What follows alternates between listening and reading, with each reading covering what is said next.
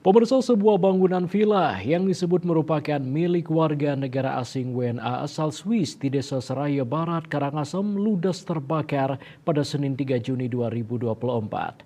Akibat peristiwa itu, pemilik mengalami kerugian sekitar 1 miliar rupiah.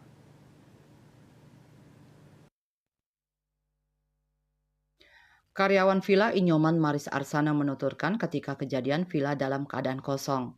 Pemiliknya disebut Maris sedang berada di Swiss.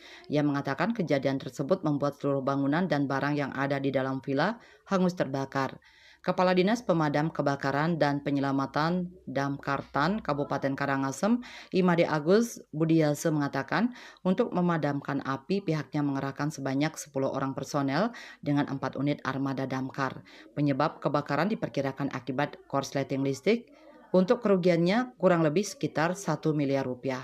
Eka Parananda, Bali Pos melaporkan.